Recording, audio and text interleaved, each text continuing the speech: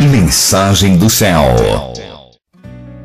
Querido meu, querida minha, hoje nós vamos aqui falar sobre as diferenças entre Davi e Saul, não é? As diferenças entre o rei Davi e o príncipe do exército do Eterno, que foi Saul, como você o conhece, não é?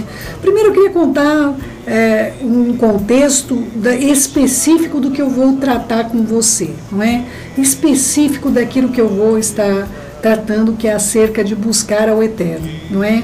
Diferenças dramáticas entre Davi e Saul, que pode fazer parte da sua vida. Você pode ser um Davi, você pode ser um Saul, não é? Depende da tua colocação, da tua exposição acerca das questões. Vou contar a historinha do que aconteceu rapidamente, não é? O Eterno, ele tinha a arca dele sob o poder dos líderes, não é? Do sumo sacerdote, isso na época de Samuel pequenininho ainda. Aconteceu uma situação bastante complexa, que o pai, Eli, era repreendido por causa da vida dos filhos, Ofni e Finéias, ao ponto do Eterno dizer para ele, ameaçar mesmo, não é? Os meninos levavam as mulheres para manter relações sexuais perto da arca, roubavam as ofertas, qualquer relação com a realidade é mera coincidência, não é? E aí o que aconteceu? O Senhor mandou dizer por meio de um profeta para Eli: por que você honra mais os seus filhos do que a mim? Não é? E aí, posteriormente, veio uma profecia por meio de Samuel de que os meninos, os filhos dele, morreriam num único dia, não é? Só que aconteceu uma situação complicada. Ofni e Finéias pegaram a arca da aliança e foram para o campo de batalha achando que as pessoas iriam ter medo da presença da arca. Só que, queridos, a presença do Senhor não fica em cima de carniça, queridos, não fica em lata de lixo. O Senhor já tinha se retirado de sobre a arca já fazia tempo, não é? As práticas dos meninos, se não tivesse a presença do Senhor se retirado, todo Israel já teria sido morto, não é? Então, em 1 Samuel 4:10, você vai ler sobre isso. Então pelejaram os filhos de Israel, Israel foi derrotado e cada um fugiu para sua tenda. Foi grande a derrota, pois foram mortos de Israel 30.000 homens de pé, e foi tomada a arca de Deus e mortos 2 filhos de Eli, Ofni e Finéias.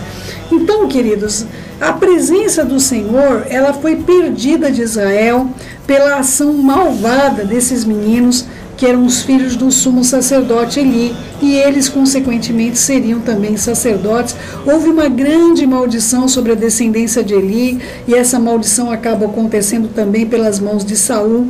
Mas eu quero me ater aqui às ações de Davi e de Saul para recuperar a arca. E é sobre isso que eu quero falar com você. Qual é o seu esforço, o seu empenho para que você traga para você a presença do Senhor? Qual é o seu empenho para que você tenha uma vida de comunhão com o Eterno Todo-Poderoso? Qual é a sua motivação para estar na presença do Todo-Poderoso? É como Saul ou é como Davi? Vamos lá, queridos. 1 Samuel 14:16. Olharam as sentinelas de Saul em Gibeá de Benjamim, e eis que a multidão se dissolvia correndo para cá, outros para lá. Então disse Saul ao povo que estava com ele: ora, contai e vede, quem é que saiu dentre nós? Contaram, e eis que Jonatas e nem seu escudeiro estava ali. Saul disse a Aías: traze aqui a arca de Deus, porque naquele dia ela não estava entre os filhos de Israel. Enquanto Saul falava ao sacerdote, o alvoroço se havia do arraial dos filisteus crescia mais e mais, pelo que disse Saul ao sacerdote: desiste de trazer a arca. Queridos, é essa a motivação que você tem? Primeiramente, Saul diz: vamos lutar para recuperar a arca da aliança das mãos dos filisteus, que nos roubaram, que nos saquearam, pagaram um preço elevado por isso, porque à medida que Israel se volta para o seu Deus, a arca da aliança volta a ter a presença de Deus, e aí começam a vir ulcerações, ratos invadem a cidade dos filisteus. 5 cidades foram acometidas de graves pragas, porque não deveriam estar com a arca da aliança, não é? A arca do testemunho, não é verdade? E aí o que acontece? Saul primeiramente diz: olha, traz a arca de Deus, vamos pegar a arca de Deus e vamos trazer ela para o campo de batalha. Mas na sequência, quando ele começa a ver os desafios, as situações que estavam acontecendo, ele muda de ideia, queridos. E ele é o mesmo homem que disse traz a arca, ele diz, desiste de trazer a arca, no versículo 19 de 1 Samuel 14, não é? Uma pessoa que se acovardou, não é? Se colocou numa situação onde não deveria mais continuar buscando o símbolo máximo da presença do Senhor na terra dos viventes, não é? Ele não agiu conforme deveria agir um servo do Senhor que buscasse e anelasse pela presença do Todo-Poderoso, não é? E aí nós vamos ver uma outra ação completamente diferenciada em relação a Davi, em 2 Samuel 6:1. Tornou Davi a juntar os escolhidos de Israel em número de 30.000, dispôs-se com todo o povo que trazia consigo e partiu para Baalá de Judá, para levarem de lá para cima a arca de Deus, sobre a qual se invoca o seu nome, o nome do Senhor dos Exércitos, que se assenta acima dos querubins. Puseram a arca de Deus num carro novo e levaram para a casa de Abinadab, que estava no outeiro, e Uzai e Aiô, filhos de Abinadab, guiavam o carro novo. Levaram a arca de Deus da casa de Abinadab, que estava no outeiro, e Aiô ia diante da arca. Davi e toda a casa de Israel alegravam-se perante o Senhor com toda sorte de instrumentos, de pau, faia, com harpas, com saltérios, tamborins, com pandeiros e com símbolos. Quando chegaram na eira de Nacon, estendeu Uzá a mão à arca de Deus e a segurou, porque os bois tropeçaram. Então a ira do Senhor se acendeu contra Uzá, e Deus o feriu ali, por essa irreverência, e morreu ali, junto à arca de Deus. Desgostou-se Davi, porque o Senhor irrompera contra Uzá, e chamou aquele lugar de Pérez Uzá até o dia de hoje. Temeu Davi ao Senhor naquele dia e disse: como virá a minha arca do Senhor? Não quis Davi retirar para junto de si a arca do Senhor, para a cidade de Davi, mas a fez levar para a casa de Obed-edom, o Geteu. Querido meu, querida minha, não é? É complicado a gente querer trazer a presença de Deus do nosso próprio meio, do nosso próprio modo, não é? Muita gente por aí está querendo servir ao Senhor do seu próprio modo e acha que Ele vai aceitar, não é? Então tem pessoas com práticas que Ele nunca ordenou, mas elas acreditam que são espirituais, não é? Há cultos sem nenhuma decência e ordem, mas as pessoas acreditam que estão cultuando ao Senhor, não é? Há condições aí de pessoas fazendo propostas indecorosas para o Senhor, como se Ele fosse qualquer um dos oficiais que aceitam suborno. Mas o Senhor não é assim, queridos. Adonai é diferente, não é? Então Davi aqui, num primeiro momento, ele quis trazer para si a presença do Senhor do jeito dele, não do jeito que o Senhor determinou. E muita gente aí está fazendo isso, querendo servir ao Senhor de um modo que ele nem quer ser servido. Não aprendem, não estudam as Escrituras, não aprendem de que modo ele gosta de ser servido. Na verdade, as pessoas querem se sentir bem, não é verdade, meus queridos, não é? Então nós vemos aí louvores cheios de emocionalismo, tem de tudo, menos a adoração e o louvor devido ao nome dele, não é? Nós vemos aí cada vez mais cantores gospel, não é? Nós vemos cada vez mais show gospel, não é? E cada vez mais nós vemos coisas que o Eterno não pode ser glorificado por meio desse tipo de coisa, queridos. Porque o nome dele é santo, não é? O modo dele trabalhar é diferenciado. Mas essas pessoas, como Davi, um homem segundo o coração de Deus, estão tentando trazer a glória dele nos lombos do boi, não é? Queridos, o boi é um símbolo tão ruim, se vocês soubessem, não é? Vários impérios tinham o simbolismo da força, até hoje vários brasões de armas de muitas nações ainda trazem o boi devido à sua força, não é? Mas, amados do meu coração, a glória do Senhor não se suporta no lombo de bois, não é? Não adianta você querer oferecer para o Eterno que o Eterno não quer receber. Você, pela ignorância, né? Talvez por não conhecer como ele quer ser servido, não é? Por isso, não é à toa que os oráculos estão nas mãos dos judeus, queridos, porque é melhor não saber fazer o certo do que fazer o certo misturado com o enganoso, meus amados, não é? Então, queridos, nós precisamos sim aprender a servir ao Senhor. E Davi foi fazer uma coisa verdadeira, ele queria trazer a presença do Senhor sobre Jerusalém, mas do modo errado. E ele se sentiu culpado pela morte de uma pessoa. Queridos, quando nós queremos fazer as coisas espirituais do nosso modo, nós matamos pessoas. Você sabia disso? Nós assassinamos pessoas. A obra é de Deus e ela tem de ser feita do modo dele. Não adianta eu e você queremos colocar as coisas em cima do carro novo. Nós podemos ter o melhor louvor, como ele aí cita, todos os tipos de instrumentos musicais, e o povo estava felicíssimo fazendo o que era errado, queridos. Qualquer relação com a realidade não é mera coincidência. Está o povo lá pulando, está o povo lá gritando, não é, queridos? Eu espero que você compreenda que o Eterno não está nessas coisas, meus amados. Não está. Ele não age assim. Ele não opera desse modo. E aí, Davi desistiu igual Saul? Ele simplesmente falou, olha, não deu, fui trazendo, matei o menino, né?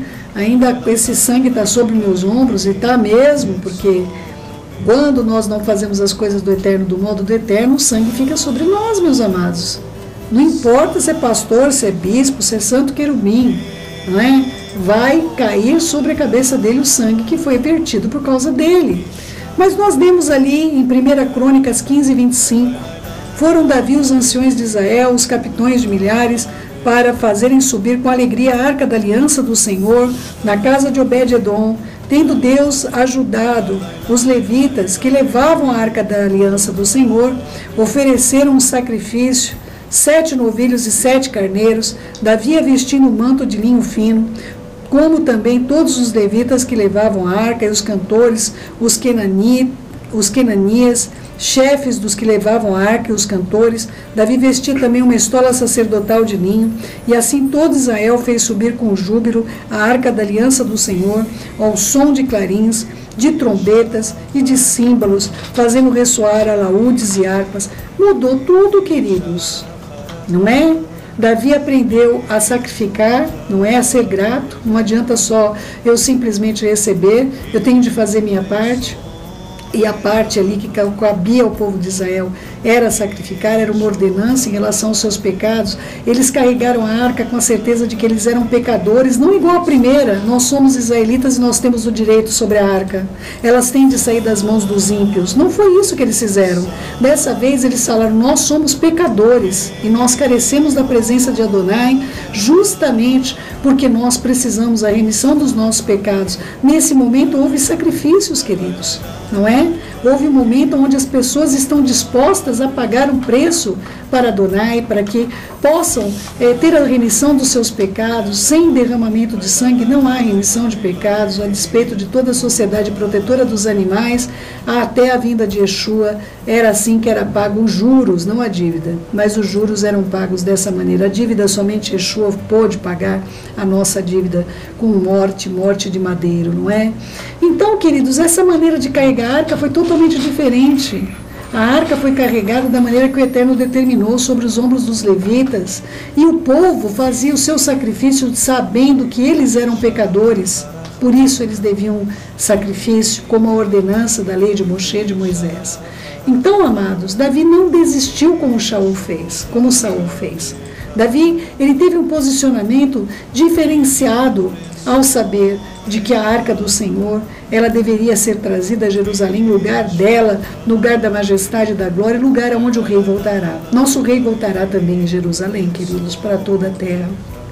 Então, amados, a minha pergunta para você hoje é, você, Davi, naquele tempo de fazer as coisas da maneira que ele queria, de vez de levar em conta os mandamentos do Senhor, as ordenanças do Senhor, matando gente com o seu próprio ministério?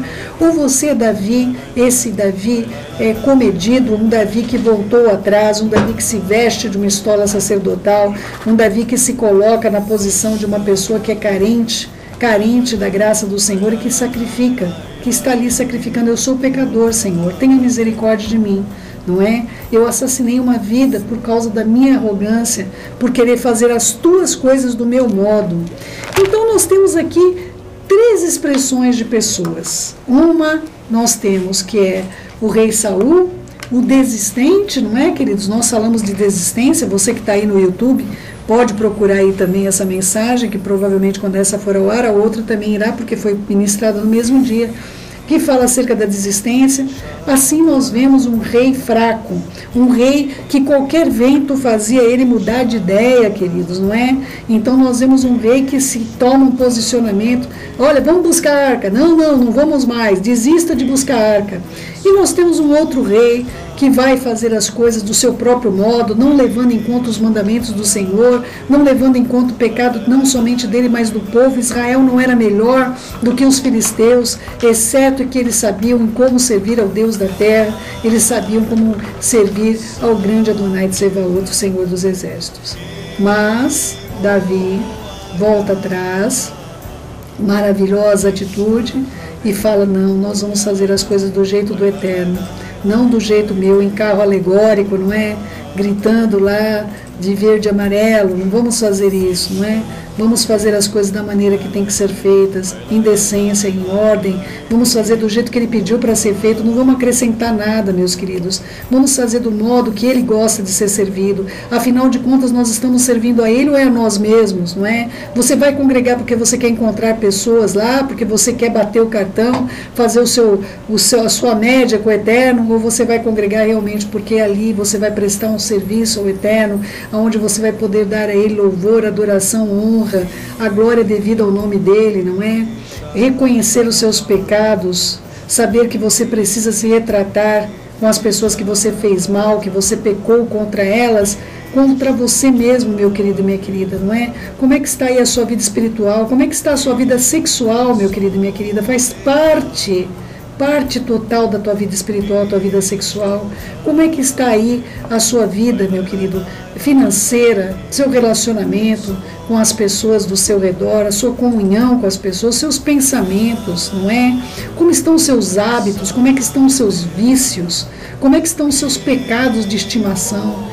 Essas coisas vão testemunhar contra você. Você quer fazer a coisa do seu próprio modo, do seu próprio estilo?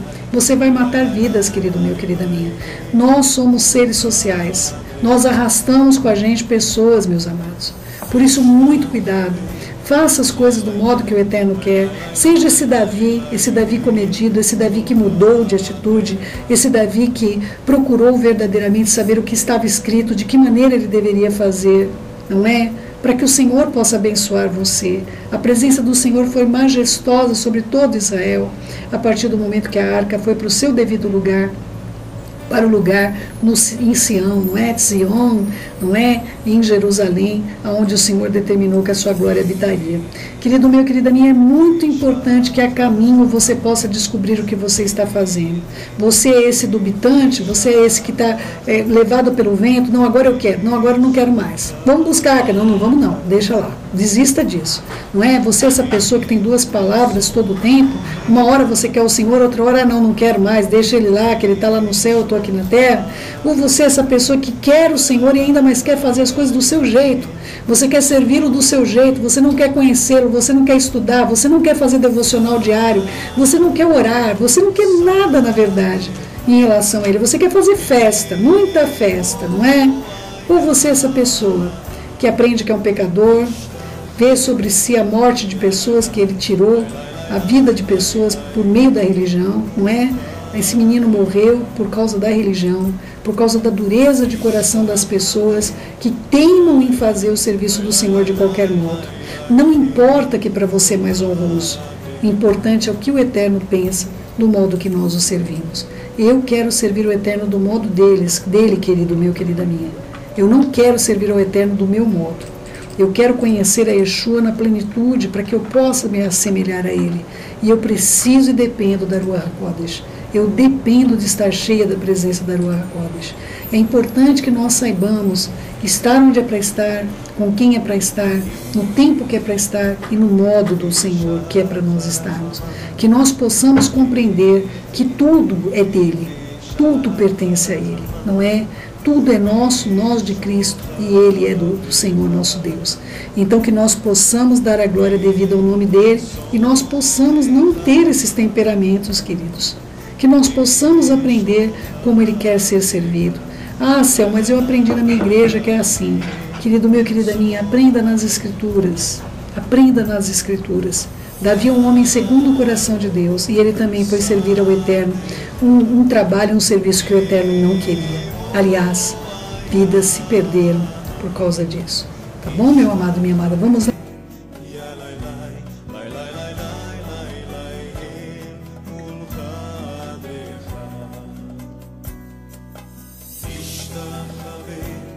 la la